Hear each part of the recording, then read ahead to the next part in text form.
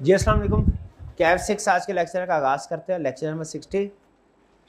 आज हम डिस्कस करने जा रहे हैं एक ही क्वेश्चन पूरे लेक्चर में, वॉल्यूम 2 का क्वेश्चन नंबर 2, रोज़ इंडस्ट्रीज लिमिटेड वाला क्वेश्चन। हाँ जी, इसमें दो अहम कंसेप्ट हम सीखेंगे। एक वैल्यूएशन ऑफ इन्वेंट्री कैसे करते हैं, इस क्वेश्चन में एब्जॉर्प्शन मेथड में और मार्जिनल कॉस्टिंग मेथड में। और दूसरा इसमें हम सीखेंगे पिछले साल की फिगर पे इस साल का बजट बनाना। होम असाइनमेंट के तौर पे आपको क्वेश्चन दिया गया था, उम्मीद है आपने अटेम्प्ट किया होगा और उससे भी ज़्यादा उम्मीद है कि आपको इसमें कुछ ना कुछ मुश्किल ज़रूर आई होगी। मैं चाहता था पहले आप एक दफ़ा कोशिश करें, फिर इसके बाद हम इसको क्लास में अटेम्प्ट करें। मेरी असेसमेंट के मुताबिक ये हमारे MFA के सिलेबस में जो स्टूडेंट्स के लिए एक कम्प्लेक्स टॉपिक साबित होता है बजटिंग, इसमें प्रोबेबली सबसे लेंथी क्वेश्चन यही है। या इसका ये मतलब नहीं है कि इस जैसे और नहीं, और भी है लेकिन इससे बढ़ के नहीं है।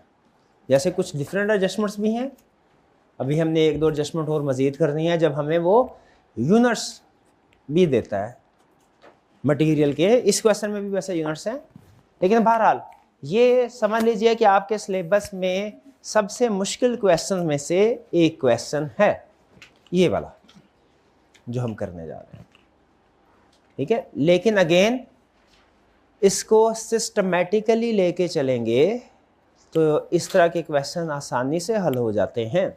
आपको बड़ा क्लियर होना चाहिए कि आपने डोर का सिरा क्या है, कहाँ से शुरू करना है, उसके बाद क्वेश्चन जैसे जैसे चलता जाए आप भी चलते जाए, क्वेश्चन सॉल्व हो जाएगा। स्टार्ट करें डिस्कशन। पहले क्वेश्चन ये हमने एज यूजुअल पहले इसको हम डिस्कस करेंगे, ट्रीटमेंट इसका मुख्तलिफ चीज़ों का, फिर उसके बाद इसको हम अटेम्प्ट करेंगे। पहले डिस्कशन, क्वेश्चन आपके सामने है। क्वेश्चन 2, सबसे पहले रिक्वायरमेंट क्या कह रहा है, प्रिपेयर बजटेड प्रॉफिट और loss statement for the year ending 31 March 2020। Underline कीजिए period 31 March 2020. Assume that except stated otherwise all transactions are evenly distributed over the year, और साल में दिन है 360 डेज। यानी कह रहा है जो एक्सपेंसेस होंगे ना वो आपने इवनली अज्यूम करने हैं कि हर महीने इनकर होते रहे। ऐसा नहीं है कि कुछ एक्सपेंसेस किसी महीने इनकर हुए हैं, किसी महीने नहीं हुए, किसी महीने कम, किसी महीने ज़्यादा, यानी एवरेज की बेस पे चलना है। इस दोनों इन्फॉर्मेशन का हमारे क्वेश्चन के ऊपर कोई फ़र्क नहीं पड़ता। ये हमारी अंडरस्टूड अजम्पशन होती है बजटिंग के अंदर कि हम एक्चुअल की बेसिस पे काम नहीं कर रहे, एस्टिमेटेड बेसिस पे काम कर रहे हैं। और एस्टिमेटेड बेसिस में जाहिर है हम एज्यूम करते हैं कि हर महीने में एक जैसा ही काम हो रहा है, एक जैसे एक्सपेंसिव इनकम हो रहा है। जैसे एक महीने की जो सेल्स होगा, अगर उसको 12 पूरे साल की सेल्स कैलकुलेट करनी है, सिंपली 12 से मल्टीप्लाई कर लेंगे। हालांकि प्रैक्टिकली ऐसा नहीं होता, प्रैक्टिकली किसी महीने की सेल कम है, किसी महीने की ज़्यादा है, लेकिन यहाँ पे हम ये अजम्पशन लेते हैं कि इनकम या एक्सपेंसेस इवनली अकर होंगे थ्रू आउट द ईयर, आसानी के लिए। Rose industries limited is in process of preparation of its budget for the year ending 31 March 2020. Requirement में भी यही था। In this respect, following information has been extracted from RIL's projected financial statement for the year ending 31 March 2019. अब information का जैसे जैसे मैंने आपको एनालिसिस करना सिखाना है, आपने वैसे ही सीखते जाना है। पहली चीज, उसने इंफॉर्मेशन हमें दिया 2019 की, कह रहा है 2020 की इंफॉर्मेशन प्रिपेयर करो। इसका मतलब ये है कि लास्ट ईयर की फिगर उसने दी हैं और इस साल की फिगर हमने कैलकुलेट करनी है। क्लियर? बस्टी में कभी कभार ऐसे करता है कि जिस साल का बजट बनवाना होता है उसी साल की इंफॉर्मेशन देता है। शायद 1-2 दिन पहले इस तरह का क्वेश्चन किया था, लेकिन इस क्वेश्चन में क्या हो रहा है, प्रीवियस ईयर की इंफॉर्मेशन देके इस साल का बजट प्रिपेयर करवा रहा है। अच्छा, इसका ये ईयर से तो हमें पता चल गया 2019 और 2020 से कि पिछले साल की फिगर देके इस साल की फिगर कैलकुलेट करवा रहा है। कंपनी का नाम देख के आगे ये जो उसकी इंट्रोडक्टरी लाइन है, इसमें नाम देख के मुझे बताइए ये क्या कंफर्म हो रहा है, मैन्युफैक्चरिंग बिजनेस है, ट्रेडिंग बिजनेस है? नहीं हो रहा, वही मसला नहीं है। अगर कंफर्म हो जाए तो अच्छी बात है, ट्रेडिंग लिखा हुआ है तो उसका मतलब ट्रेडिंग बिजनेस है, मैन्युफैक्चरिंग लिखा है तो मतलब मैन्युफैक्चरिंग बिजनेस है। तो डाटा से पता चलेगा। शाबाश, डाटा पढ़ते हैं। सेल्स 100% क्रेडिट सेल्स, इसका मतलब क्या हुआ? कैश की कोई सेल नहीं है, सारी की सारी सेल क्रेडिट सेल है। 360,000 यूनिट्स हैं और rupees in million sales revenue है 2800 मिलियन। क्या कोई यूजफुल इंफॉर्मेशन कैलकुलेट कर सकते हैं? क्या? Selling price. शाबाश, कैलकुलेट कर दीजिए, क्योंकि मोस्ट प्रोबेबली वो इस साल सेम प्राइस नहीं रखेगा, प्राइस को इंक्रीज करवाएगा। तो इंक्रीज इन प्राइस कैलकुलेट करने के लिए ओरिजिनल प्राइस पता होना जरूरी है। इसके लिए असूल समझ लीजिए, आपने प्राइस कैलकुलेट करते हुए फिगर्स को राउंड ऑफ नहीं करना, एग्जैक्ट कैलकुलेशन कीजिए। 2800 के आगे 3 जीरो लगाइए, फिर 3 जीरो और लगाइए, फिर डिवाइडेड बाय 360,000 कीजिए। मशवरा है मेरा, लाजमी नहीं है, मशवरा है मेरा। कुछ गलतियां करके फिर इस नतीजे पे हम पहुंचे हैं कि बेहतर है प्राइस कैलकुलेट करते हुए राउंडिंग ऑफ किया जाए, वरना बास का 1000 ऊपर नीचे हो जाते हैं। प्राइस अगर कैलकुलेट कर लिया तो इसके आगे लिख दीजिए at the rate of 360,000 at the rate of 7777.77, यही है जी, लिख लीजिए। इसमें कोई प्रॉब्लम?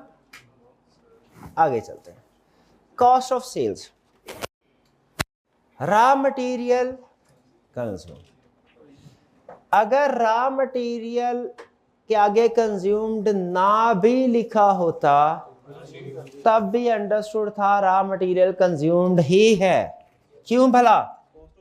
कॉस्ट ऑफ सेल्स में रॉ मटेरियल परचेजेस थोड़ा ही आता है, मटेरियल कंज्यूम्ड, लेबर और एफओएच आता है। ये बात पिक कर ली आपने, ये चीजें याद रखिएगा। मटेरियल कंज्यूम, फिर है variable conversion cost. Conversion cost किसे कहते हैं?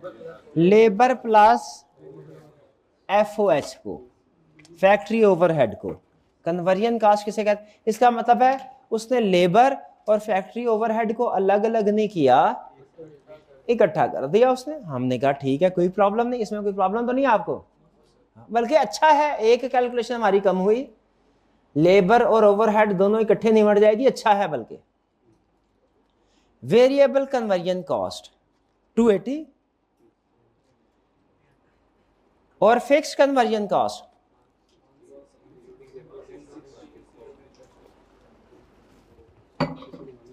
Including depreciation of 24 million. ये कितने हैं? 160। ये वेरिएबल है, ये फिक्स्ड है, फिक्स के अंदर उसने डेप्रिसिएशन भी दे दी। हर ओवरहेड की इसी तरह हम 3 हिस्से करते होते थे ना, डेप्रिसिएशन अलग, फिक्स अलग, वेरिएबल अलग, उसने कर दिया। फिर इसके बाद है ऑपरेटिंग कॉस्ट। लेकिन ऑपरेटिंग कॉस्ट पे जाने से पहले मैं आपसे एक सवाल पूछना चाहता हूं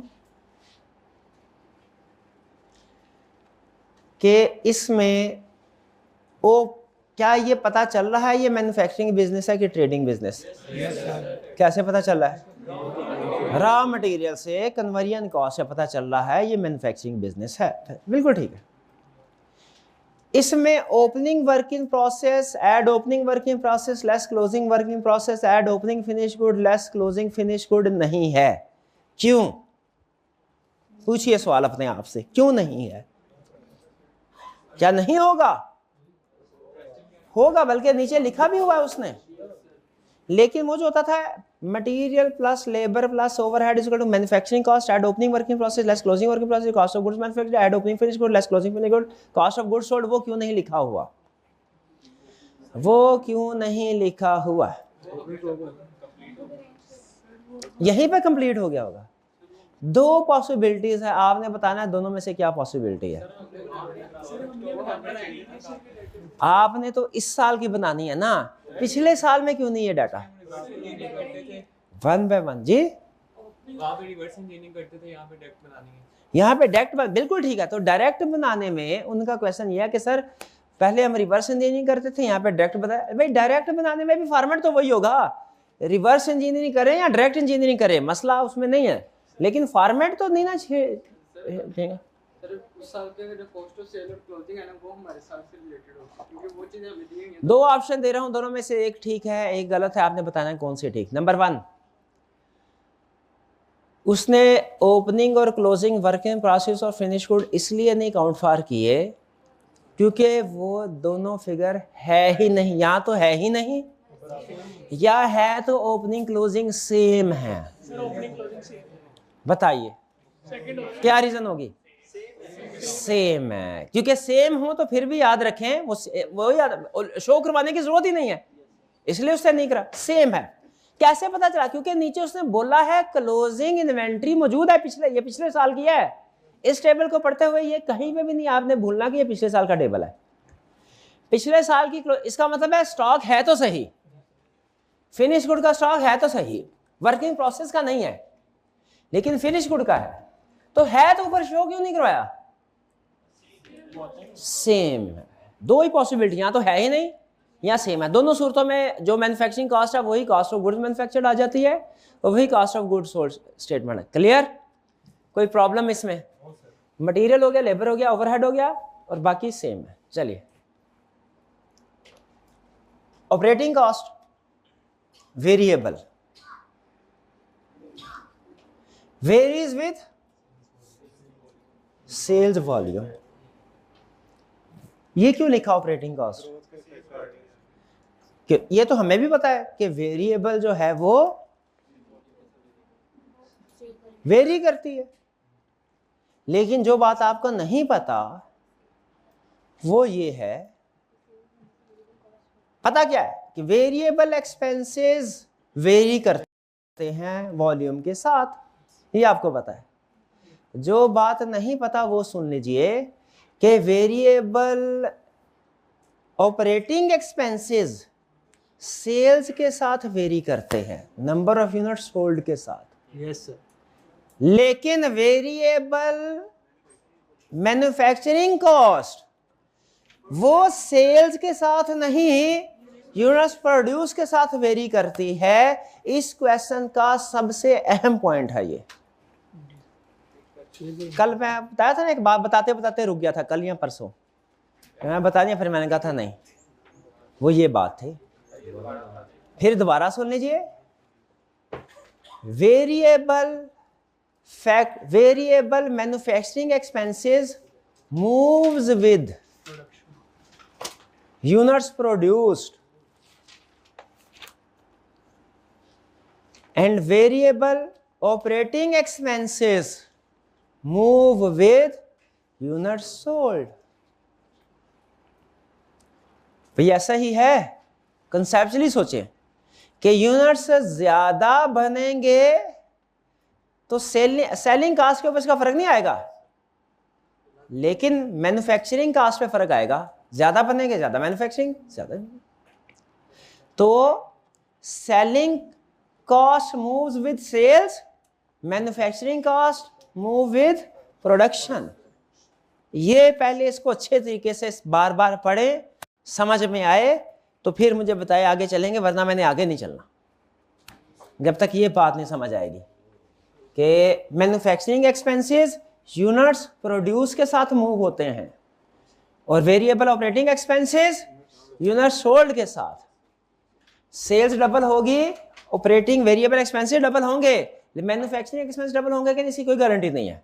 हो सकता है सारे का सारा ओपनिंग स्टॉक में पड़ा हो, मे भी होता नहीं ऐसा, लेकिन फर्क है तो मैन्युफैक्चरिंग कॉस्ट तो जीरो होगी, लेकिन सेल्स किया है, सेलिंग कास्ट होगी। ओपनिंग कॉस्ट में जो पड़ा हुआ था सारा इस साल और कुछ भी नहीं किया, बस ओपनिंग स्टॉक वाला ही सेल किया है।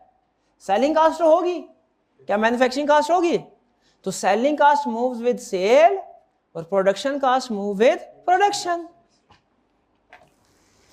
भाई समझ आया तो ओके करें, परेशान लग रहे हैं। सीएमए में ये पॉइंट समझाया हुआ था, बोल नहीं रहे, मैं ऐसे कलप रहा हूं, बता नहीं रहे। चलिए आगे चलते हैं।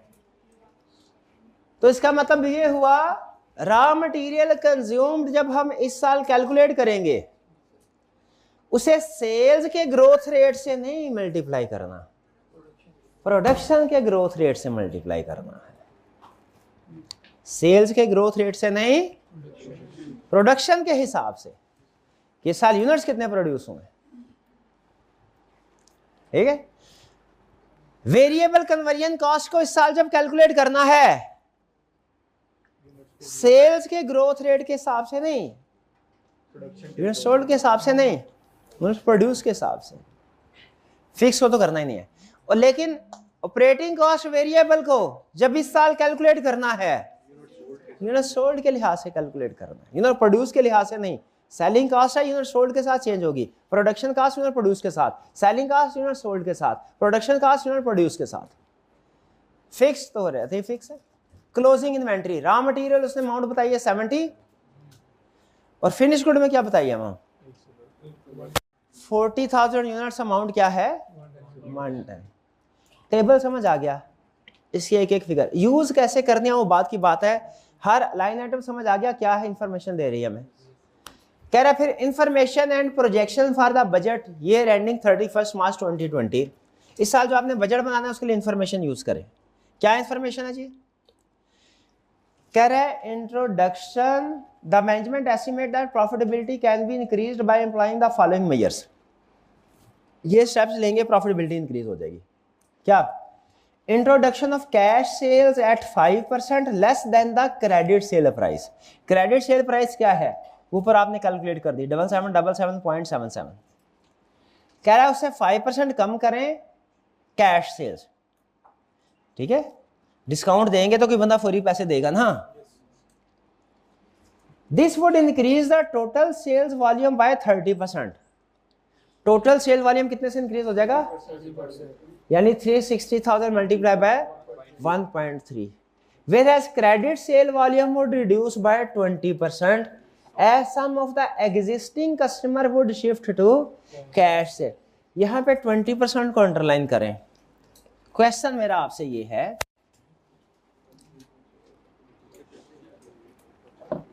कि जो 20% रिड्यूस हो रहा है, क्रेडिट सेल रिड्यूस हो रही है ना 20%, ये टोटल का 20% रिड्यूस हो रहा है कि एग्जिस्टिंग का 20% रिड्यूस?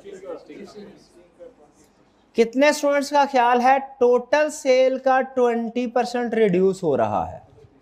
कितनों का ख्याल है एग्जिस्टिंग क्रेडिट सेल का 20% रिड्यूस हो रहा है? शाबाश, एग्जिस्टिंग का ही रिड्यूस हो रहा है।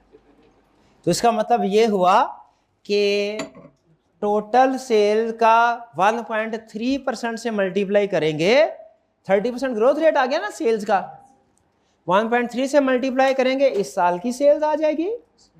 इसमें से पिछले साल की सेल का 80% अलग करेंगे, वो क्या आएगी?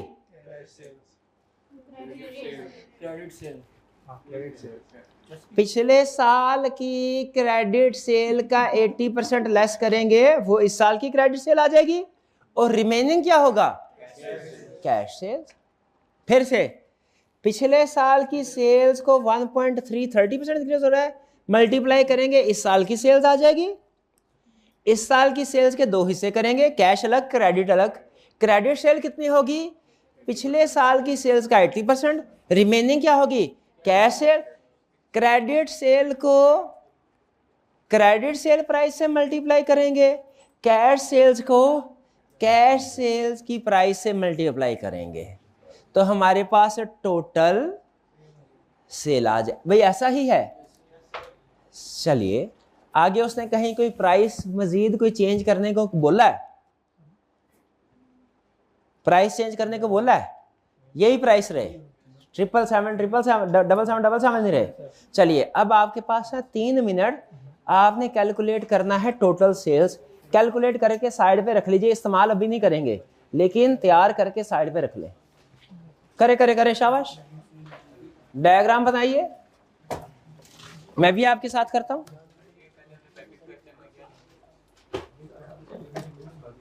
हमने प्रैक्टिस क्वेश्चन में किया है तो दोबारा क्वेश्चन क्या कहता है, मैंने नहीं होना, क्या कहता है, कुछ शिकायत करता है।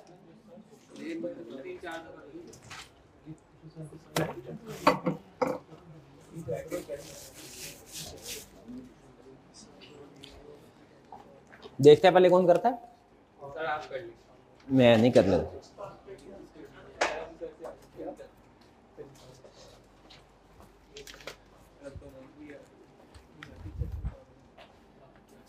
सेल थी 360,000 यूनिट, पिछले साल की सेल्स 360,000 यूनिट, इस साल 30% इंक्रीज होगा। 360,000 इंटू 1.3 468,000। इसके दो हिस्से होंगे, क्रेडिट सेल अलग होगी, कैश सेल अलग होगी। क्रेडिट होगी 360 का 80%, 360,000 का 80%, 288,000। बाकी ज़ाहिर है कैश ही होगी और कोई होती नहीं है। 468,000, 180,000 ये होगी एट द रेट ऑफ पिछले साल की प्राइस 777.77 और इसका 5% डिस्काउंट था, मल्टीप्लाई बाय 95, ये आ गया 7 at the rate of 7388.88 multiplied by 180,000, 132,999,8670। इतनी बड़ी अमाउंट, राउंड ऑफ कर लेंगे हमें क्या बाद में, 1330 कर लेंगे मिलियंस में। इसको मिलियंस में करें या 1000 में करें, राउंड ऑफ 1000 में करेंगे, ठीक है। जो और ये 2,8,000 मल्टीप्लाई 7777.77 223,999,7760। ये भी आ गया तकरीबन 2240, राउंड ऑफ करके 398 प्लस 1329999 356,997 यही है, यही है। तो ये नोट कर लीजिएगा 1000 में 356,997 ये है हमारी सेल्स। नोट कर लीजिएगा, वर्किंग में मिटा दूंगा, नोट कर लीजिए कैसे हुआ। पिछले साल के यूनिट सोल्ड 30% इंक्रीज हुआ, इस साल के यूनिट सोल्ड आ गए। क्रेडिट 80% अलग कर लिया, पिछले साल का 80% अलग कर लिया, रिमेनिंग कैश सेल है। क्रेडिट सेल को क्रेडिट सेल प्राइस यानी जो पिछले साल की प्राइस थी उसी से मल्टीप्लाई कर दिया। कैश सेल को 5% डिस्काउंट देके यानी इसको 95% से मल्टीप्लाई करके कैश सेल प्राइस आ गई। कैश यूनिट्स को कैश प्राइस से मल्टीप्लाई किया, ये कैश सेल्स। क्रेडिट यूनिट्स को क्रेडिट प्राइस से मल्टीप्लाई किया, क्रेडिट सेल। कैश सेल जमा credit sales is equal to total sales. ये हमारी बजटेड सेल्स है। था ये कोई प्रॉब्लम? पहला चेक पॉइंट, कोई प्रॉब्लम नहीं है। इसको नोट करके साइड पे रख ले, मैं इसे इरेज कर लूंगा, बाद में यूज करूंगा। आपसे डायरेक्ट फिगर पूछ लूंगा क्या है, ठीक जी मेरे भाई। सेल्स में इन्फ्लेशन का इंपैक्ट क्यों नहीं आया? क्या उसने क्वेश्चन में सेल्स में इन्फ्लेशन का इंपैक्ट दिया है? होनी चाहिए, हुई कि नहीं? असाइनमेंट करनी चाहिए, कल की कि नहीं? ठीक है भाई, उसने क्या क्वेश्चन में कहा हुआ है सेल प्राइस बढ़ेगी। हमने खुद से नहीं उसको कोई चेंज करना कि हमारे कॉमन सेंस के मुताबिक ऐसा होना चाहिए, नहीं किया तो खुद से कर लें। उसने जब बोल दिया कि प्राइस बढ़ने की बजाय कम कर रहा है तो ठीक है, जैसे वो अमूमी तौर पे होता नहीं, आपकी ये बात से मैं एग्री करता हूं, लेकिन करना भी नहीं क्योंकि उसने कहा नहीं हुआ। अगर जनरल इन्फ्लेशन रेट बता देता कि this applies on revenue as well as cost, जैसा कि वो हमें कैपिटल इन्वेस्टमेंट अप्रेजल के क्वेश्चन में करता था, तो फिर हम इसको इंक्रीज करते, क्यों ना करते, फिर करते। यहाँ पे आप नोट कीजिए, उसने बताया हुआ है, ये पढ़े इन्फ्लेशन जहाँ पे दी हुई है, प्यारे भाई, ए भाई देख लेना, ए भाई ए मेरे को भी सुन लेना, ये देख ले, मेहरबानी यार तेरी, भाई को भी सुनना, अपना सवाल भाई को सुनना, आप ही के सवाल को आगे लेके चल रहा मेरे भाई। क्या लिखा है? Effect of inflation on price of raw material and all other cost excluding depreciation would be 10%। कहीं पे उसने बोला कि सेल प्राइस भी इंक्रीज हो रही है, सिर्फ कॉस्ट का बोला तो सारी कॉस्ट पे हम इन्फ्लेशन लगाएंगे, वेरिएबल पे भी लगाएंगे, फिक्स पे भी लगाएंगे, मैन्युफैक्चरिंग पे भी लगाएंगे, ऑपरेटिंग पे भी लगाएंगे, लेकिन सेल्स पे नहीं लगाएंगे। क्यों? उसने बताया नहीं, उसने कहा सिर्फ कॉस्ट पे इंपैक्ट लेना, सिर्फ कॉस्ट पे इंपैक्ट लेंगे। क्लियर? आगे चलते हैं, ये क्लिक हो गया। फिर कह रहा है installation of a software that would automatically generate follow-up emails to the customers and relevant reports for the management। भाई हमें इससे क्या कि सॉफ्टवेयर क्या कर रहा है, हमें तो ये बताओ कितने का खरीदा और क्या लाइफ है और बेचा है कि नहीं बेचा, बेचा तो कितने का बेचा है। कह रहा था software having useful life of 10 years would be operational from 1 April 2019, साल के पहले दिन से के दरमियान से, पहले इसका मतलब पूरे साल की depreciation. The software would cost rupees 2.5 million and its maintenance cost is estimated at rupees 0.5 million पर क्वार्टर, पर क्वार्टर, पर क्वार्टर, 4 क्वार्टर आ जाएंगे, यानी 0.6 million पर एनम। ठीक है, और इसकी डेप्रिसिएशन क्या होगी भला, लिख ले नीचे, डेप्रिसिएशन ये बाद में यूज करनी है।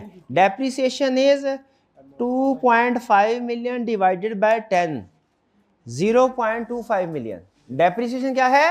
0.25 million। और मेंटेनेंस कॉस्ट क्या है, लिख ले भाई, बाद में पूछूंगा तो बता देना यार मेहरबानी। मेंटेनेंस कॉस्ट क्या है? 0.6 million month. Clear? It is expected that as a result of the use of this software, RIL would be able to reduce its fixed operating cost। कौन सी कॉस्ट? Operating cost. मैन्युफैक्चरिंग नहीं बोला, कौन सी cost बोला? Operating cost बोला, सारी cost नहीं बोला, fixed cost बोला। Fixed operating cost would be reduced by 15%। 15%, ये वाली पहुंच गए हैं, तो इसको भी नोट कर ले, fix operating cost reduce by fit. ये जब कॉस्ट कैलकुलेट कर रहे होंगे ना, तो मुझे आपने बताना सर इसको 0.85 से तो मल्टीप्लाई करें। जब फिक्स ऑपरेटिंग कॉस्ट हम कैलकुलेट कर रहे होंगे, आपने मुझे क्या बोलना है, सर इसको 0.85 से मल्टीप्लाई करें। फिर मैं पूछूंगा क्यों करना है, तो आप कहेंगे सर सॉफ्टवेयर लिया था, उसकी वजह से कुछ कॉस्ट बढ़ी है तो कुछ कम भी हुई है, उसकी डेप्रिसिएशन बढ़ी है, उसकी मेंटेनेंस कॉस्ट बढ़ी है, तो उसकी ऑपरेटिंग कॉस्ट कम भी हुई है। अब फिक्स ऑपरेटिंग कॉस्ट, ये शाबाश। ऑपरेटिंग कॉस्ट में फिक्स ऑपरेटिंग कॉस्ट में क्या फर्क है? ऑपरेटिंग में वेरिएबल फिक्स दोनों आ जाती है, शाबाश। फिक्स ऑपरेटिंग कॉस्ट, शाबाश। तो इसलिए फिक्स ऑपरेटिंग कॉस्ट को अंडरलाइन कर लें। चलिए आगे चलते हैं। As the purchases increases, RIL would negotiate with the supplier and receive 2% trade discount। Supplier कौन होते हैं? जिससे हम क्या लेते हैं? Raw material. इसका मतलब ये हुआ कि इस साल जब हम रॉ मटेरियल खरीदेंगे ना, तो डिस्काउंट भी मिलेगा। इन्फ्लेशन की वजह से कॉस्ट तो बढ़ेगी, लेकिन डिस्काउंट भी मिलेगा। तो जब हम मटेरियल कॉस्ट कैलकुलेट कर रहे होंगे ना, तो आपने मुझे याद करना है, सर इसको 0.98 से मल्टीप्लाई तो करें। आपने क्या कहना है? सर इसको 0.98 से मल्टीप्लाई तो करें मटेरियल कॉस्ट को। मैं पूछूंगा क्यों, तो आप क्या बोलेंगे? सर डिस्काउंट फ्रॉम सप्लायर है, ये क्या है, डिस्काउंट फ्रॉम सप्लायर है। भाई यहां तक साथ हैं, चेक पॉइंट, कोई प्रॉब्लम नहीं, आगे चलें। Cost reduction measures would be taken which would save 5% of the variable conversion and variable operating cost। कहता है हम कुछ और भी मेजर्स लेंगे जिसकी वजह से वेरिएबल कन्वर्जन कॉस्ट भी डिक्रीज होगी, वेरिएबल ऑपरेटिंग कॉस्ट भी डिक्रीज होगी, वेरिएबल कन्वर्जन भी डिक्रीज होगी, वेरिएबल ऑपरेटिंग भी डिक्रीज होगी। कितने से? 5% से। इसका मतलब जब मैं वेरिएबल कन्वर्जन कॉस्ट कैलकुलेट कर रहा हूंगा, आपने मुझे कहना है सर इसको 0.95 से तो मल्टीप्लाई करें। मैं पूछूंगा क्यों, तो आप क्या मुझे बताएंगे, वेरिएबल कन्वर्जन कॉस्ट डिक्रीज हो रही है 5% से, और इसी तरह वेरिएबल ऑपरेटिंग कॉस्ट। क्लियर जी? ठीक है। फिर increase in working capital requirements would be met by arranging a running finance facility of ₹100 million at a markup of 10% per annum. It is estimated that on average 90% of facility would remain utilised. यानी 100 million approve करवाया, इस्तेमाल कितना करेंगे? 90 million. तो interest किस पे देना है, जितना इस्तेमाल किया कि जितना अप्रूव करवाया? इस्तेमाल किया। किस रेट पे? 10% पे। तो ये तो सबसे आसान, इसको तो अभी करें। 100 million multiply by 90% multiply by 10%। 100 million क्या है? लोन अप्रूव किया है। 90% क्या है? जितना यूज किया है फाइनेंस, लोन यूज किया, और उसके बाद 10% क्या है? 10% रेट ऑफ इंटरेस्ट 9 आ जाएगा। सुभान अल्लाह, बिल्कुल ठीक, बिल्कुल ठीक। फिर इसके बाद effect of inflation on price of raw material and all other cost would be 10%। तो मैं जब भी कोई कॉस्ट कैलकुलेट करने लगू ना, तो मुझे आपने कहना सर इन्फ्लेशन का इंपैक्ट ले 10%। ठीक है। मटेरियल कॉस्ट कैलकुलेट करने लगू, आपने क्या बोलना है? 10%। लेबर कॉस्ट कैलकुलेट करने लगू और वेरिएबल ओवरहेड करने लगू कैलकुलेट 10%। फिक्स्ड ओवरहेड कैलकुलेट करने लगूं 10%। डेप्रिसिएशन कैलकुलेट करने लगूं, बच गए, बच गए, डेप्रिसिएशन पे नहीं आएगा। ठीक है जी। Closing raw material in amounts and finish good inventory in units would increase by 10%, 8%। यानी ये क्वांटिटी। उनका क्लोजिंग ओपनिंग ये है, ये तो क्लोजिंग है, ये पिछले साल का ओपनिंग है, ओपनिंग ये है, तो क्लोजिंग कितना होगा? 70 मल्टीप्लाइड बाय 1.08, यही होगा क्लोजिंग। और फिनिश गुड का कितना होगा?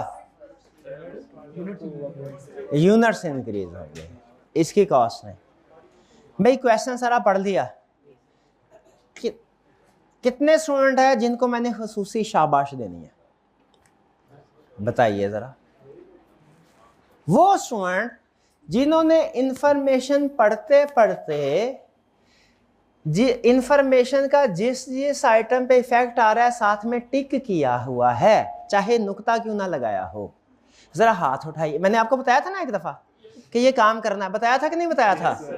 जरा हाथ उठाइए ताकि पता चल जाए इस आइटम की एडजस्टमेंट है और इसकी एडजस्टमेंट नहीं है। 1 2 3 4 5। अब आप लोगों को पता है क्या, दोबारा सारा पढ़ना पड़ेगा कि ये प्रॉब्लम किधर थी, ये है भी कि नहीं है इसका, या मेमोरी पे बेस करना पड़ेगा। हाईलाइट कर लिया होगा आपने, शाबाश। चलिए बहरहाल अब स्टार्ट करें जी, स्टार्ट करें। सुन लीजिए, जिस क्वेश्चन में ओपनिंग क्लोजिंग स्टॉक मुझे, अब ये मैं रेज कर रहा हूं, आपने मुझे सेल्स की फिगर बता देनी है। जिस क्वेश्चन में यूनिट्स मौजूद हों फिनिश गुड के, आपने उसका प्रोडक्शन शेड्यूल बनाना है। प्रोडक्शन शेड्यूल किस में? जिसमें उसने बताया हो ओपनिंग में फिनिश गुड के इतने यूनिट्स हैं, क्लोजिंग में फिनिश गुड के इतने यूनिट्स हैं, तो आपने क्या करना है, प्रोडक्शन शेड्यूल बनाना है। ये कैसे बनाना है, बहुत ही आसान, बहुत ही आसान। ये रफ सा बना लें, opening units add produced less sold is equal to closing. ये लीजिए भाई, ऐसा ही होता है। ये यूनिट्स हैं, क्या है, प्रोडक्शन। आपके पास 1 मिनट है, आपने एक तो मुझे प्रोडक्शन शेड्यूल बना के देना है और दूसरा रीजन बतानी है ये क्यों बनाया, कब बनाना है ये बता दिया ना आपको। जब क्वेश्चन के अंदर फिनिश गुड के यूनिट्स दिए हों, ओपनिंग क्लोजिंग, आपके ऊपर लाजिम है ये प्रोडक्शन शेड्यूल बनाना है। कब बनाना है, फिनिश गुड के यूनिट्स दिए हों। अब बनाइए 2 सवाल, पार्ट ए प्रोडक्शन शेड्यूल बनाइए, पार्ट बी बताइए क्यों बनाया। मैं भी बनाता हूं। ओपनिंग है 40,000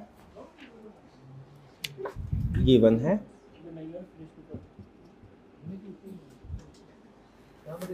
क्लोजिंग में उसने बोला था 8% बढ़ेंगे। 40,000 इंटू 1.08 4320 4300 है।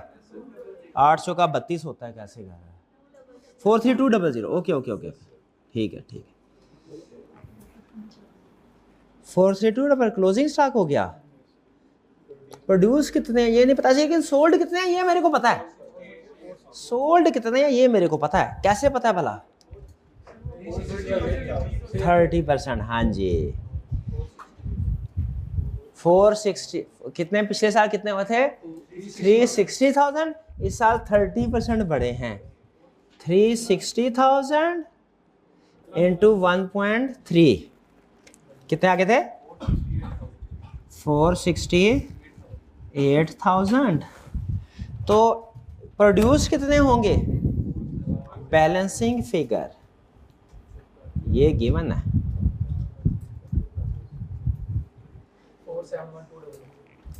471,200। प्रोडक्शन शेड्यूल देखिए यही बना। कब बनाना है प्रोडक्शन शेड्यूल, फिनिश गुड के ओपनिंग क्लोजिंग स्टॉक दिया हो।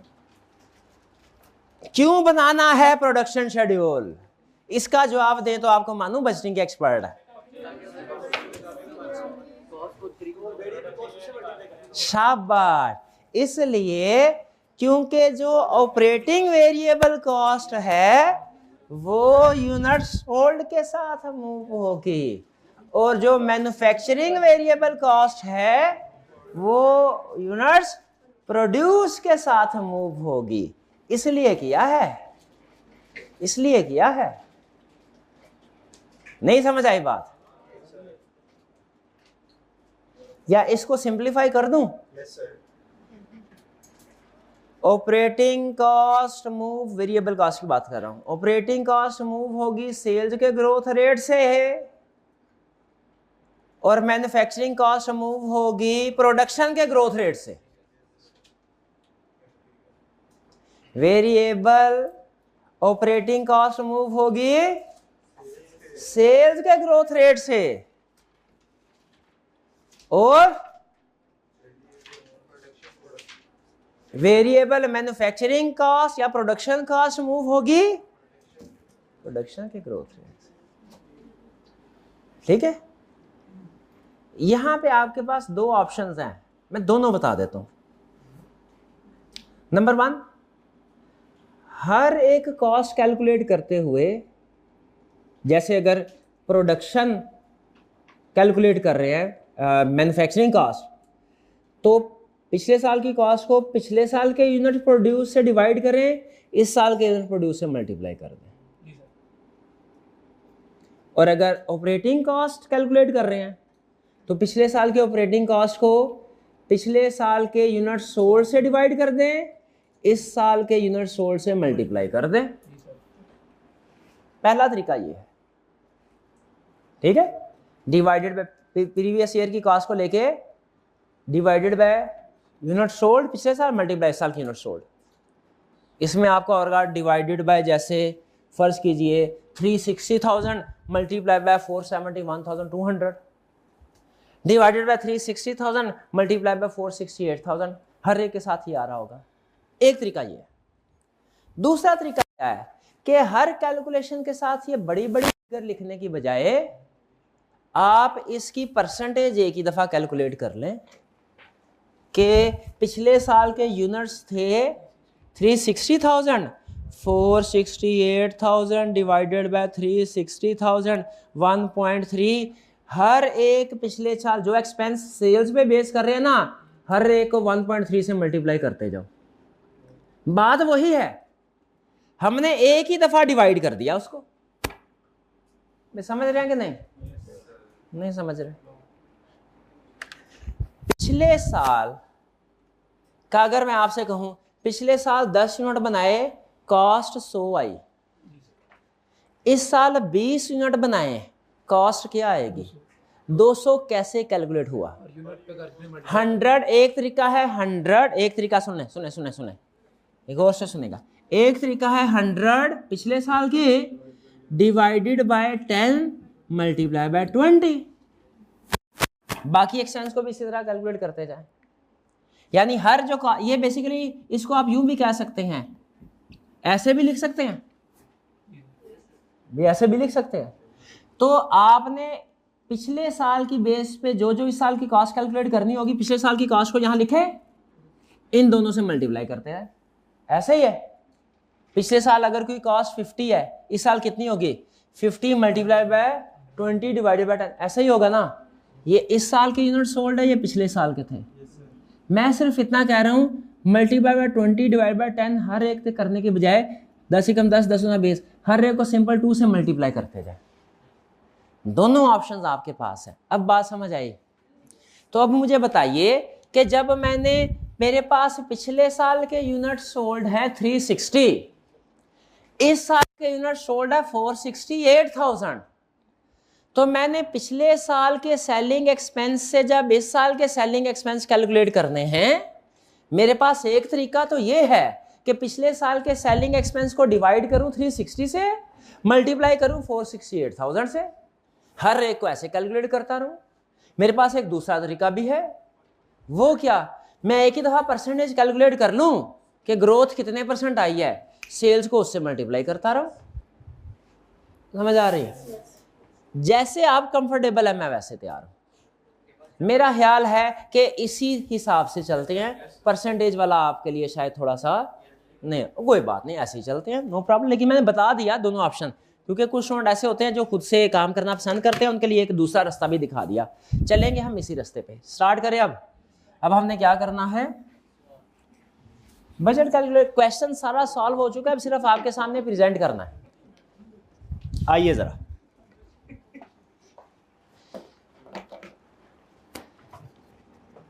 क्या करना है जी? बजटेड प्रॉफिट एंड लॉस का फॉर्मेट बनाना है।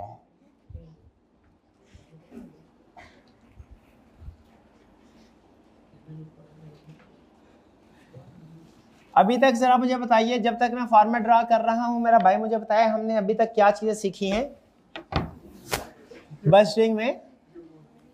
काम की चीज कोई जो आपके लिए नई हो आज के लेक्चर।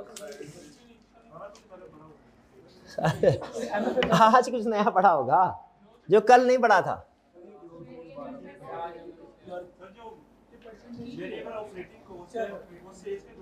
हाँ, सबसे अहम चीज कि वेरिएबल ऑपरेटिंग कॉस्ट सेल्स के ग्रोथ रेट से सेल के साथ मूव करेगी, मैन्युफैक्चरिंग कॉस्ट प्रोड्यूस के साथ मूव करेगी। लिख ले इसको, बार बार लिख ले। ऑपरेटिंग कॉस्ट सेल्स के साथ मूव करेगी, मैन्युफैक्चरिंग कॉस्ट प्रोड्यूस के साथ मूव करेगी। वैसे आप इस बात से एग्री भी करते हैं कि नहीं करते? एग्री।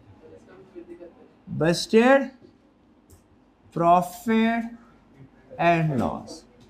सबसे पहले सेल्स, ठीक है जी। सेल्स कितनी अमाउंट है? वर्किंग वन, वर्किंग वन आपको पता है, उधर शो करवा दी थी, क्या अमाउंट निकले थे? रुपीज इन 1000 है 3570 000 राउंड ऑफ करके, ठीक है ठीक है, चलिए ठीक है। अब इसके बाद वो क्वेश्चन में कहता है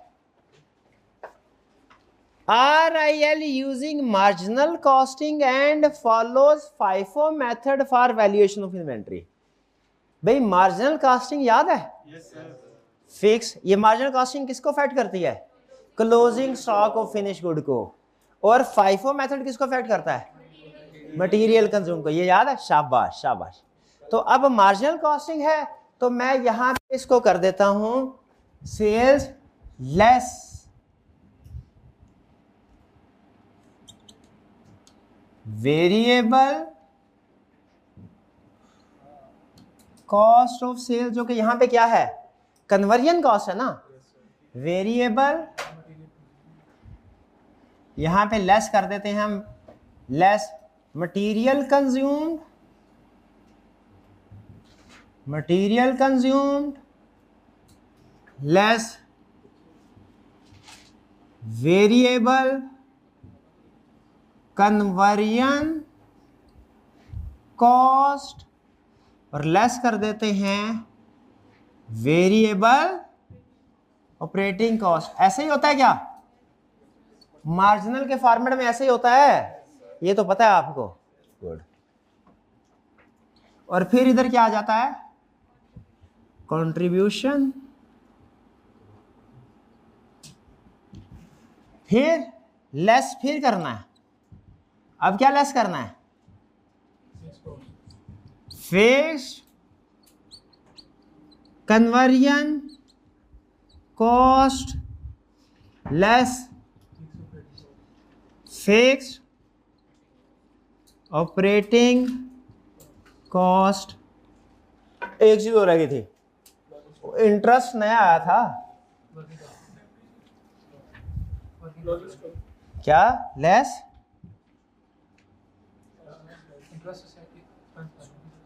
वो क्या आएगा हमारा? मार्कअप, मार्कअप,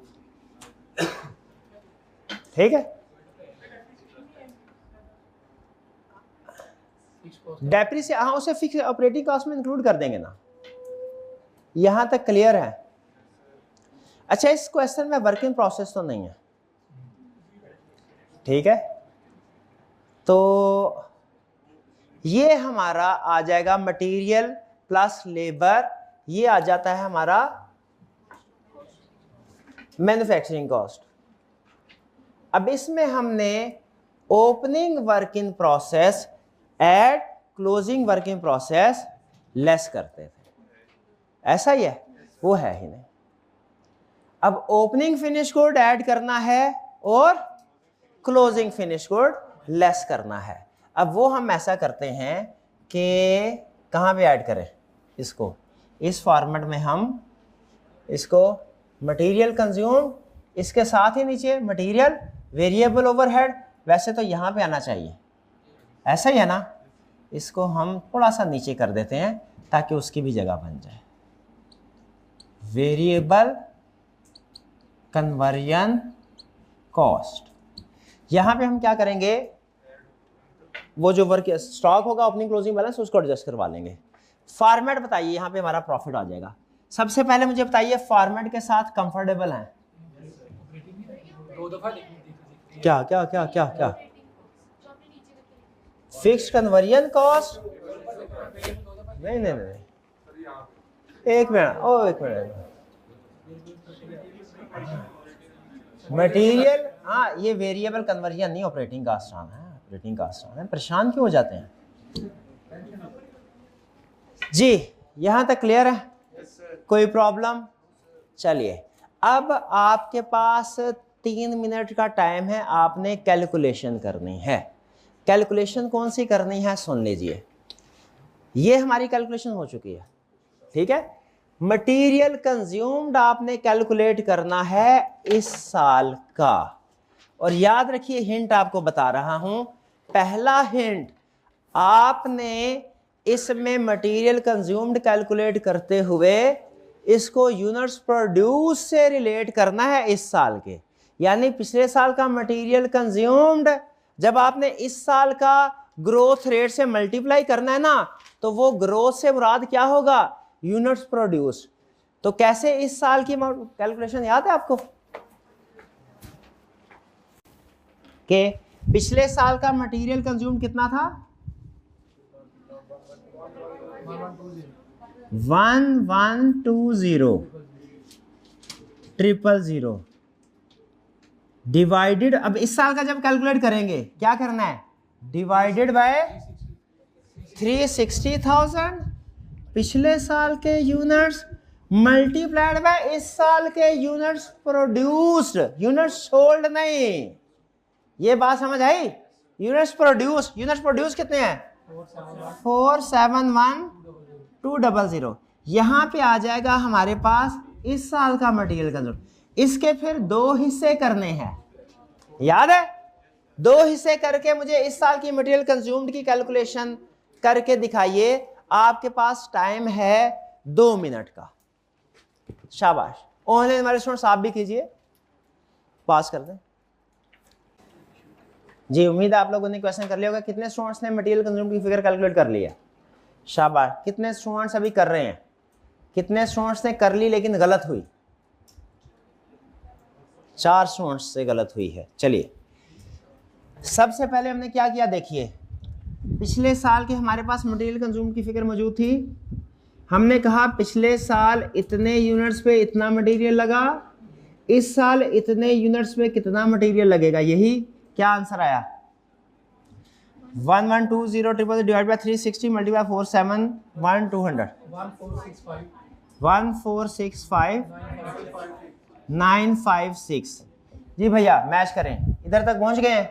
अच्छा अब इसके बाद मैं बताता था FIFO मेथड का इफेक्ट किसके ऊपर आता है, मटेरियल कंज्यूम्ड के ऊपर। मटेरियल कंज्यूम्ड कैलकुलेट कर रहे हैं, FIFO की वजह से इसका इफेक्ट आएगा क्या, FIFO कहता है फर्स्ट इन फर्स्ट आउट, यानी ये जो मटेरियल कंज्यूम्ड हमारा इस साल होगा ना, इसमें पहले ओपनिंग वाला होगा उसको अलग करना है, फिर इस साल वाला होगा उसको अलग करना है। अलग क्यों कर रहे हैं, ओपनिंग वाले पे इस साल की इन्फ्लेशन वगैरह का इंपैक्ट नहीं आएगा क्योंकि वो पिछले साल की कॉस्ट पे ही है, और जो रिमेनिंग होगा उस पे इस साल की इन्फ्लेशन का इंपैक्ट आएगा। अब ये देखिए इसमें ओपनिंग में कितना पड़ा हुआ था, 70,000 हमने अलग कर दिया, और इस साल का कितना रह गया बाकी, इसमें से 70,000 माइनस कर दे, बाकी कितना आया 1395,956, ऐसा ही है। अब हमने इस साल की इन्फ्लेशन वगैरह का इंपैक्ट सिर्फ इस फिगर पे आएगा, इस पे नहीं आएगा। फर्स्ट इन फर्स्ट आउट, पहले ये कंज्यूम हुआ ओरिजिनल कॉस्ट पे, अब इसको क्या करना है, मल्टीप्लाइड बाय 1.1 इन्फ्लेशन रेट है, और मल्टीप्लाइड बाय 0.98, ये 0.98 कुछ थोड़ा बोल रहे हैं, ये क्या है भला, वो जो डिस्काउंट था, शाबाश। तो ये अब देखिए कितना आया, ये 1504840। अब ये इसको ऐड कर लें इसके साथ, आपके पास टोटल मटेरियल कंज्यूम्ड आ जाएगा कितना, 1574840। चेक पॉइंट, ये इसको वर्किंग 1 कर लें, वर्किंग 2। यहां तक क्लियर हुआ तो मुझे बताइए, चेक पॉइंट है, क्लियर हो के फिर आगे चलेंगे वरना नहीं चलेंगे। अभी तक हमने क्या किया, हमने सबसे अहम चीज, पहला स्टेप इसमें प्रोडक्शन शेड्यूल बनाया। प्रोडक्शन शेड्यूल क्यों बनाया, क्योंकि फिनिश गुड के नंबर ऑफ यूनिट्स उसने बताए हुए थे, तो ओपनिंग क्लोजिंग में फर्क होता है ना, जब ओपनिंग क्लोजिंग में फर्क होता है तो हम प्रोडक्शन शेड्यूल बनाते हैं। फिक्स फिनिश गुड के ओपनिंग क्लोजिंग यूनिट्स में जब फर्क होता है हम प्रोडक्शन शेड्यूल बनाते हैं ताकि पता चले एग्जैक्ट डिफरेंस कितना है। हमने प्रोडक्शन शेड्यूल बनाया, प्रोडक्शन शेड्यूल से पता चला यूनिट्स प्रोड्यूस डिफरेंट है, यूनिट्स सोल्ड डिफरेंट है। ये इंफॉर्मेशन बजटिंग में हमारे किस काम आने वाली है कि जो सेलिंग एक्सपेंसेस है उन्हें यूनिट सोल्ड से रिलेट करना है और जो प्रोडक्शन एक्सपेंसेस हैं उन्हें यूनिट प्रोड्यूस से रिलेट करना है। क्लियर?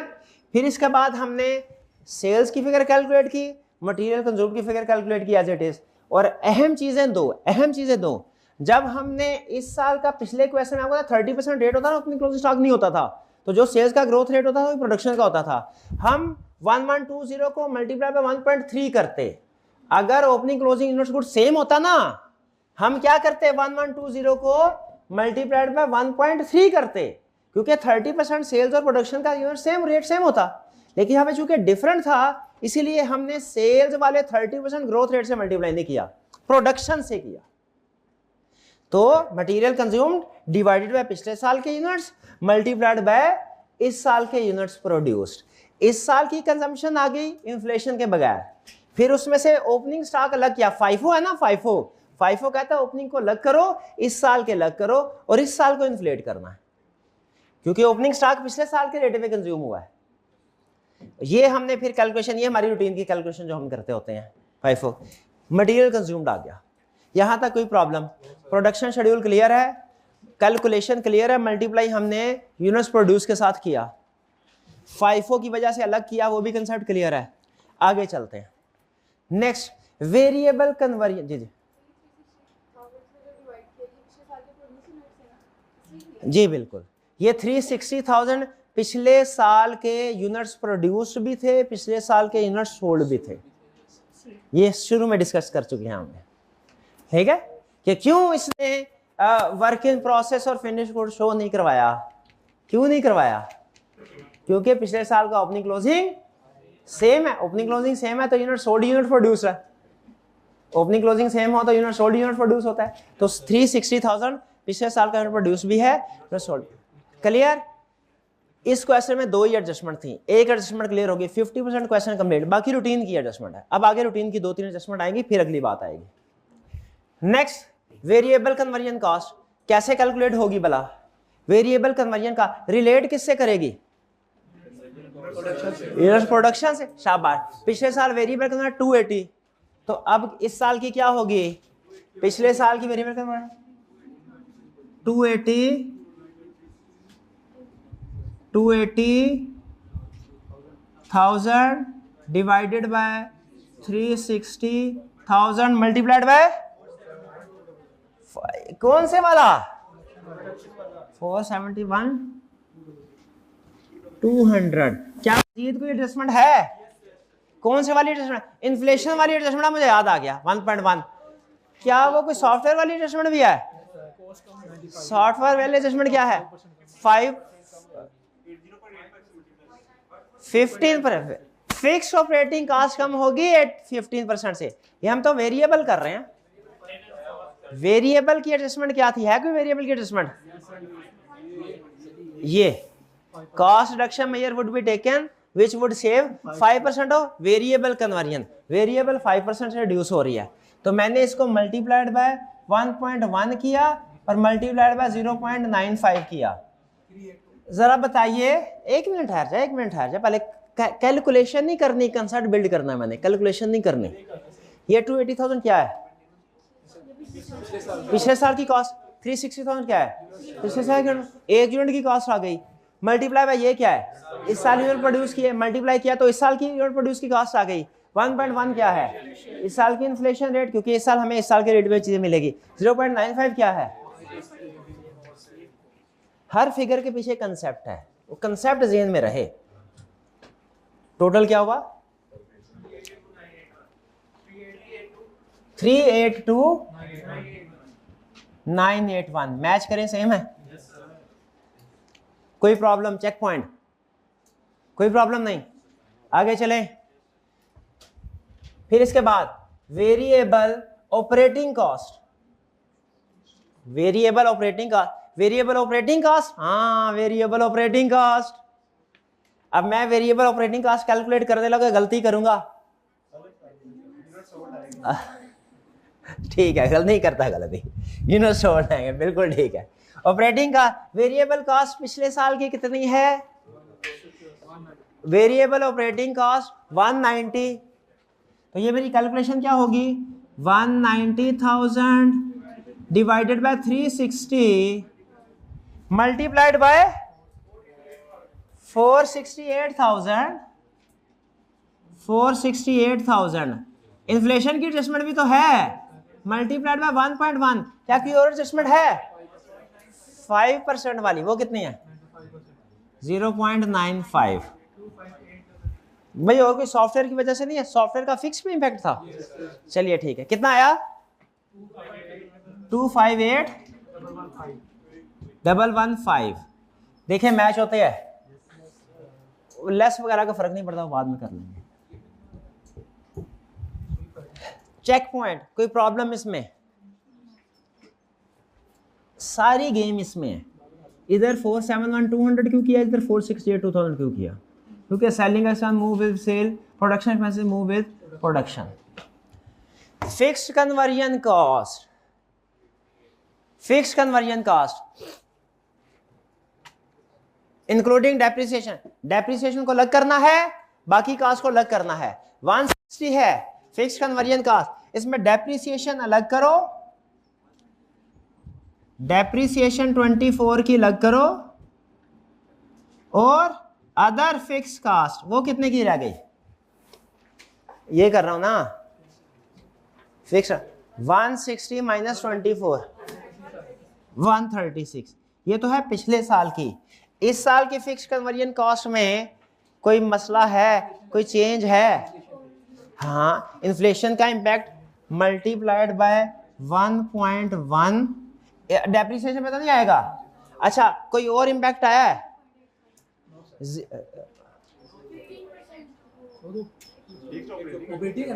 हाँ जी, वो ऑपरेटिंग एक्सपेंसेस है, और variable conversion and variable operating है। हाँ जी, फिक्स ऑपरेटिंग है, फिक्स कन्वर्जन पे कोई इम्पैक्ट नहीं है, ऐसे ना करें।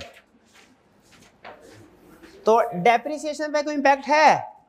यहाँ पे तो जो कह रहा था कि नया सॉफ्टवेयर आया है ऑपरेटिंग कॉस्ट, तो कन्वर्जन फिक्स कन्वर्जन कॉस्ट कितनी आ गई? 24 ही, डेप्रिसिएशन 24, और ये 136 इंटू 1.1 इज इक्वल टू 149,600। ये 136,000 में है, के कर देता हूं मैं, अजीब सा ही है लेकिन चले कोई बात नहीं, जगह कम थी ना, के करें, 1000 है, आपने नहीं एग्जाम में करना, ये जगह कम थी, जुगाड़ लगाई है। हाँ 24,000,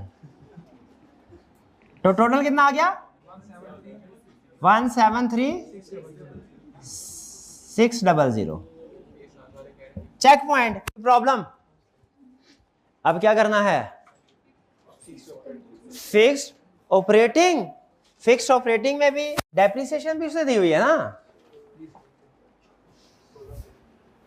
45 है टोटल, डेप्रिसिएशन कितनी?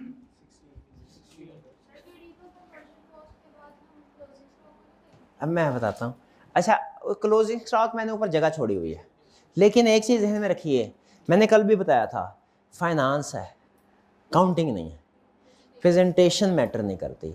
मैं तो इवन ये तो भाईजान ने कहा तो मैंने उनकी फरमाइश के मुताबिक ये फॉर्मेट, वरना मैं पता क्या, मैं रूटीन वाला ही करता, यानी वेरिएबल के साथ फिक्स भी कॉस्ट ऑफ सेल्स में इंक्लूड करके नीचे करता, क्योंकि असल कंसर्न पता क्या है, ये जो मार्जिनल कॉस्टिंग होती है ना और एब्जॉर्प्शन कॉस्टिंग, ये वैल्यूएशन ऑफ क्लोजिंग स्टॉक को अफेक्ट करती है। ये किसको अफेक्ट करती है? प्रेजेंटेशन से कोई फर्क नहीं पड़ता, प्रेजेंटेशन से कोई फर्क नहीं पड़ता, मार्जिनल और एब्जॉर्प्शन का प्रेजेंटेशन पे कोई इंपैक्ट नहीं है। कल मैंने बताया था आपको प्रेजेंटेशन पे इंपैक्ट आता है, नहीं बताया था? किस पे इंपैक्ट आता है? वैल्यूएशन क्लोजिंग स्टॉक पे। आप ऊपर शो करवाएं, नीचे शो करवाएं, कोई मसला ही नहीं, जिम्मेदार है, ठीक है। बल्कि एक काम करना है आपने, अब मुझे भी वैसे कंफर्म नहीं है, पता नहीं है गलत ही ना, घर जाके इस क्वेश्चन के एग्जामिनर कमेंट्स पढ़िए, किसी ना किसी स्टूडेंट ने तो गलत किया होगा। अगर एग्जामिनर को इसके ऊपर एतराज हुआ ना, तो वो एग्जामिनर कमेंट्स में बता देगा कि स्टूडेंट्स ने इसको गलत प्रेजेंट किया, वरना वो देखे कैलकुलेशन के ऊपर कमेंट कर रहा होगा स्टूडेंट्स ने fail to calculate this, students fail to calculate that. Operating का डेप्रिसिएशन और अदर, डेप्रिसिएशन कितनी है 16,000 की, अब के नहीं करूंगा, अब 16,000 लिखूंगा। अदर की कितनी है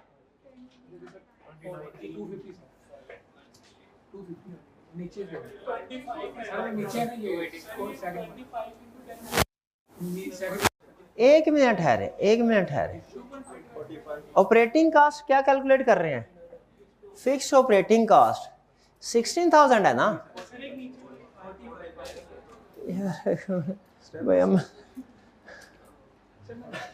मुझे पहले बेसिक फिगर तो लिखने दे मेरा भाई, एडजस्टमेंट बाद में ऐड लेस करूंगा। मेरा भाई मेरे को बेसिक फिगर लिखने दे, वो मुझे कंफ्यूज कर देते हैं। फिक्स ये 16 मिलियन है ना, राउंड ऑफ करके 16,000 लिख दिया। बाकी कितनी कॉस्ट बची फिक्स्ड ऑपरेटिंग कॉस्ट 29,000। ये सुनना चाह रहा था मैं कब से, 29,000। ये मैंने इधर तो नहीं ना लिखा, इधर लिखा है तो कोई वजह होगी, इधर लिखा है क्यों लिखा है, एडजस्टमेंट करनी। अब बताए इंस्टॉलमेंट ऑफ सॉफ्टवेयर, एक तो हो गई ये सॉफ्टवेयर की डेप्रिसिएशन, ठीक है जी, ये कितनी हुई 0.25 मिलियन, यानी 0.25 मिलियन का मतलब है 250,000। डेप्रिसिएशन में ऐड कर दिया 250,000 के वर्किंग में शो करवा दो, हाँ ये 250 के वर्किंग भी शो करवा दो, 0.25 डिवाइडेड बाय 10 पता ना। आगे चलते हैं, 2.5 मिलियन को डिवाइड करेंगे 10 से, 0.25 मिलियन है, 1000 से मल्टीप्लाई कर देंगे, ऐसा ही है। आगे चलें, and its maintenance cost is estimated as 0.5 million per quarter. अब ये फिक्स कॉस्ट में इजाफा हो गया 0.15 मिलियन, यानी कितना हुआ एक साल का 0.6 मिलियन। 1000 में कन्वर्ट करें कितना 600, तो इसको मैं अदर में ऐड कर रहा हूं 600, ठीक है जी।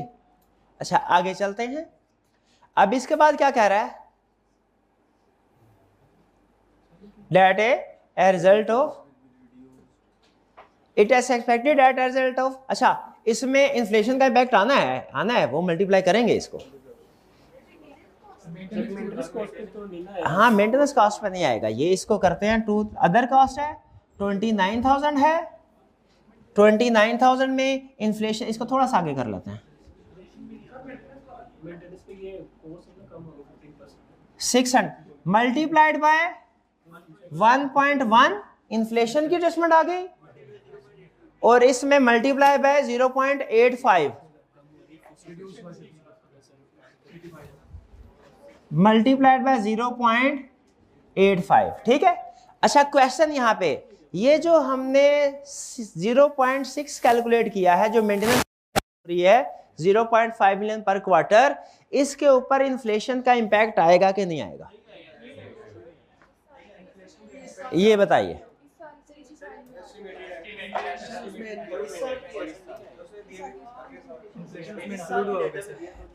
इस साल के डाटा में दिया हुआ है तो इस पे इन्फ्लेशन का इंपैक्ट नहीं आएगा, शाबाश।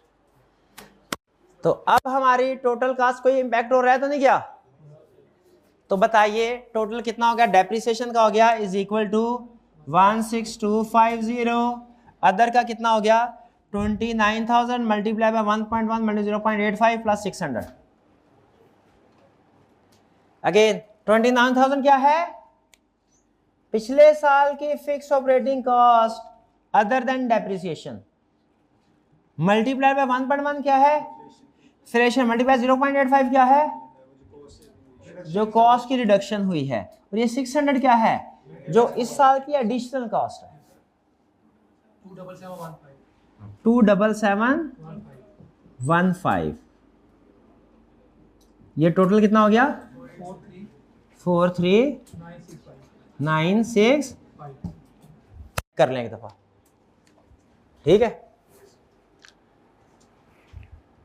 चेक पॉइंट, इसमें हमने यूनिट्स के साथ मल्टीप्लाई डिवाइड क्यों नहीं किया? फिक्स है, शाबाश।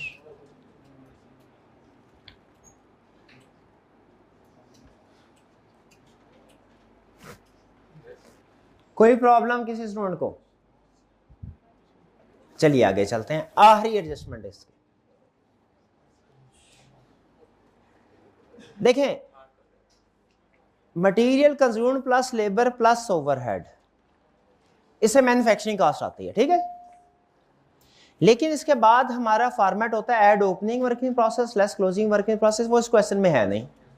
तो ये मटेरियल लेबर ओवरहेड, ये जो है ना, ये तीनों मिलके, ये तीन कह रहा हूं मैं क्योंकि ये कन्वर्जन में दो शामिल है मटेरियल पर, ये तीनों मिलके मैन्युफैक्चरिंग कॉस्ट है। ये कहां से आई? ये ठीक है जी, ये मैन्युफैक्चरिंग कॉस्ट है और यही कॉस्ट ऑफ गुड्स मैन्युफैक्चर्ड है। एग्रीड? अब हमने ऐड करना है ओपनिंग फिनिश गुड और लेस करना है क्लोजिंग फिनिश गुड। हमारे फॉर्मेट की सारी चीजें इंक्लूड हो जाएंगी। बोले समझ आती है कि नहीं बात? प्रेजेंटेशन में कुछ स्टूडेंट को इख्तलाफ हो सकता है कि sir opening closing finish good ऊपर की बजाय नीचे करे, नीचे की बजाय ऊपर करे, इससे कोई फर्क नहीं पड़ता। फर्क इस चीज से पड़ता है, ओपनिंग फिनिश गुड ऐड है, क्लोजिंग फिनिश गुड लेस है। अब ये देखिए, इस क्वेश्चन में सबसे अहम चीज जो थी वो एक ये मटेरियल कंज्यूम की फिगर थी, ये कैलकुलेट, और दूसरी अब क्लोजिंग स्टॉक की वैल्यूएशन। मार्जिनल फाइफो यही था, फाइफो इधर डील हो गया, मार्जिनल कॉस्टिंग अब आपके सामने करने लगा हूं। मार्जिनल कॉस्टिंग में असल कंसेप्ट प्रेजेंटेशन का नहीं है, आपका ज्यादा जोर मैंने देखा है प्रेजेंटेशन के ऊपर होता है। सर मार्जिनल कॉस्टिंग की प्रेजेंटेशन यूं होनी चाहिए, यूं होनी चाहिए। मार्जिनल कॉस्टिंग का असल मकसद है क्लोजिंग स्टॉक की वैल्यूएशन कैसे होगी, असल मकसद ये है उसका। तो अब देखिए क्लोजिंग स्टॉक की वैल्यूएशन होने लगी। क्लोजिंग स्टॉक की वैल्यूएशन, इधर ऐड ओपनिंग फिनिश गुड, इधर करने लगा हूं add opening finish goods less closing finish good. Opening finish good उसने बताया हुआ है कितना है, 110,000, ये 110,000 ऐड हो गया। सारी गेम अब क्लोजिंग में है। क्लोजिंग सुन लें कैसे कैलकुलेट होगा, यहां तक पहले बताया, कोई प्रॉब्लम तो नहीं है, रिलैक्स हैं। क्लोजिंग का फार्मूला ये होता है, क्लोजिंग का फार्मूला कैलकुलेट कर लें। क्लोजिंग यूनिट्स का फार्मूला है cost of goods manufactured divided by units manufactured, ये आती है एक यूनिट की cost multiplied by closing units. अब ये फार्मूला पढ़ा हुआ है आपने? भाई ये फार्मूला पढ़ा हुआ है, लिख ले, फिर लिख ले। अब बजटिंग का एक्सपर्ट मानूंगा मैं उसको जो मुझे ये बताएगा इस कैलकुलेशन में क्या गलती है। गौर से सुनिएगा, गौर से सुनिएगा। फार्मूला कैलकुलेट कर लिया आपने? फार्मूला ये है, closing stock of finish good calculate करने के लिए cost of goods manufactured divided by units manufactured multiplied by closing units in hand. ये जो आंसर आएगा आपके पास होगा value of closing stock. Clear? Current period की जाहिर। मैंने कैलकुलेशन की कॉस्ट ऑफ गुड्स मैन्युफैक्चर्ड के लिए दिस प्लस दिस, चूंकि वर्किंग प्रोसेस नहीं है तो ये manufacturing cost he cost of good manufactured बन गया। ऐसा है, मैंने किया दिस प्लस दिस, मेरे पास आया कॉस्ट ऑफ गुड्स मैन्युफैक्चर्ड, ऐसा ही है। डिवाइड किया यूनिट्स प्रोड्यूस्ड 200, मल्टीप्लाई किया क्लोजिंग यूनिट्स 43200। समझ आ रही है? क्लोजिंग स्टॉक कैलकुलेशन फार्मूला क्या है? Cost of goods manufactured divide by units produce multiplied by closing stock. इस चीज का हमने मार्जिनल मेथड है ना, हमने इस चीज का ध्यान रख लिया कि जब cost of goods manufactured calculate किया फिक्स कॉस्ट को इंक्लूड नहीं किया हुआ, तो मार्जिनल वाली एडजस्टमेंट हो चुकी है, लेकिन जो वैल्यू कैलकुलेट करेंगे ये सही नहीं है। कोई स्टूडेंट मुझे बता सकता, कैलकुलेट करें क्या वैल्यू आई है? 179494। ये करेक्ट वैल्यूएशन नहीं है कोई माइका लाल जो बता सके? बजटिंग का एक्सपर्ट मानूंगा उसको।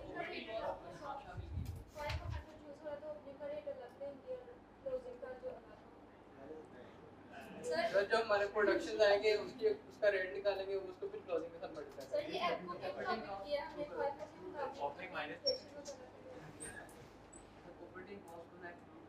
ऑपरेटिंग कॉस्ट को एक्सक्लूड करेंगे।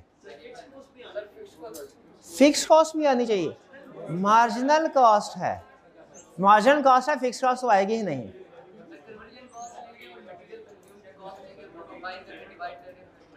कन्वर्जन कॉस्ट लेंगे, मटेरियल कंज्यूम्ड की कॉस्ट लेंगे, दोनों को ऐड करके डिवाइड करेंगे, यही तो किया है। सही सोच रहे हैं आप, लेकिन यही हमने किया।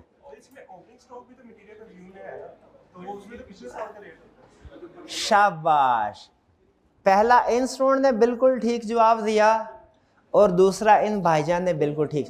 इसमें गलती पता क्या है? फाइफो मेथड क्या कहता है?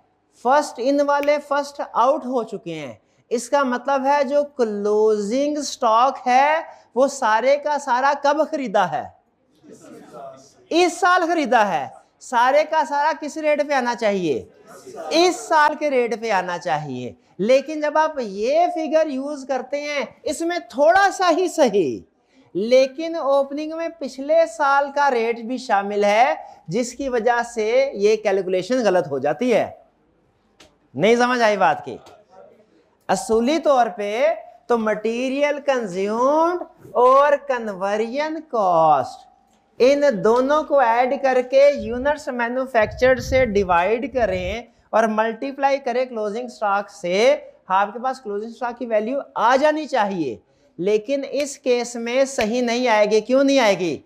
क्योंकि आप ये जो फिगर यूज कर रहे हैं इसमें पिछले साल का रेट भी शामिल है। फाइफो कहता है क्लोजिंग में सारा इस साल का होगा, तो ये सारे के सारी इस साल के रेट पे आनी चाहिए।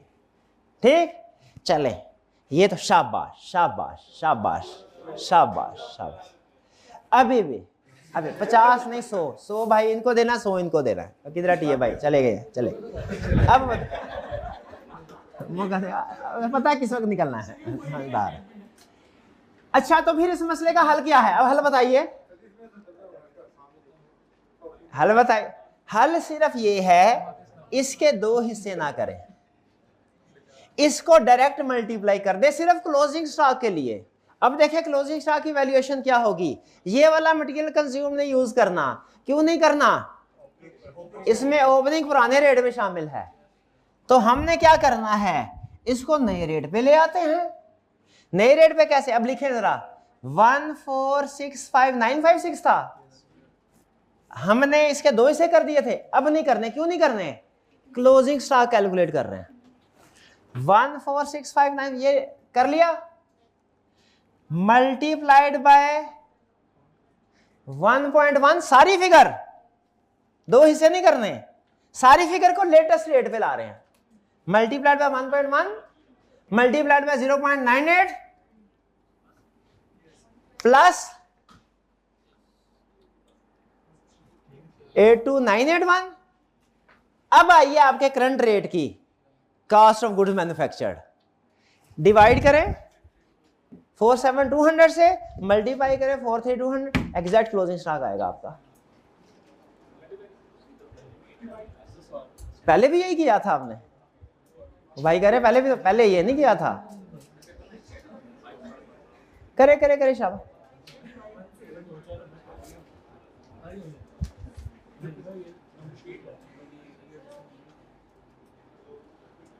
सही है, फिर से रिपीट कर दें।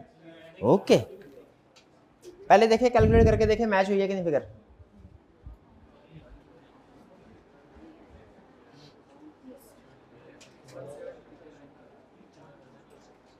कैलकुलेट फिर से हमने इस पूरे क्वेश्चन में दो ही एडजस्टमेंट।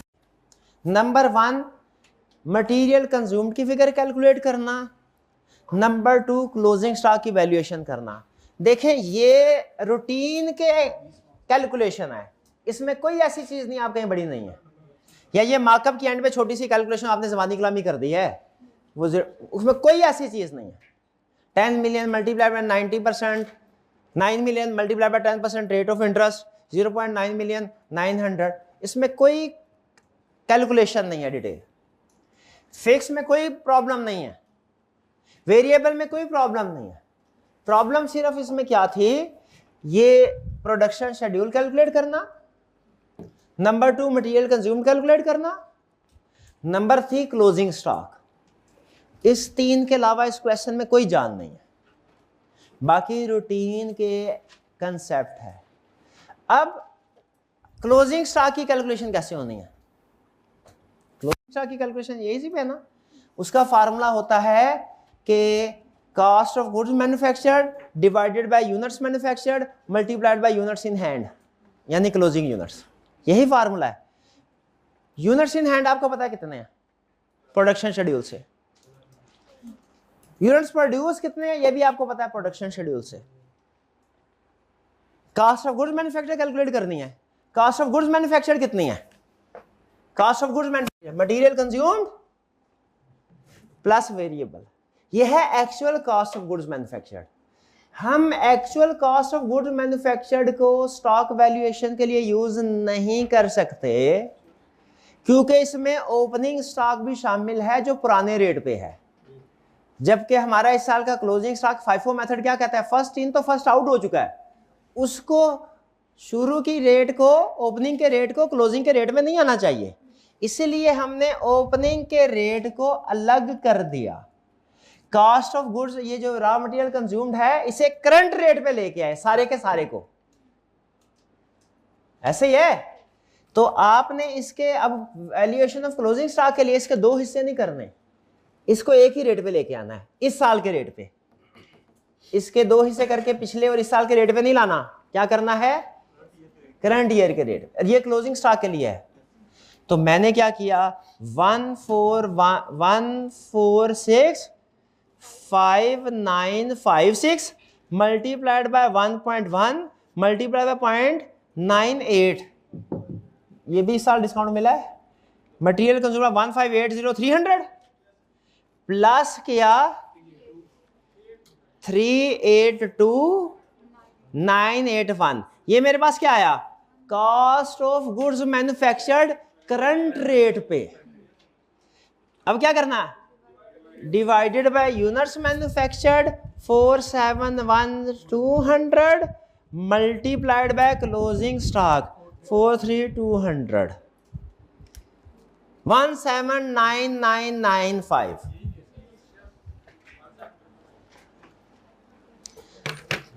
179995।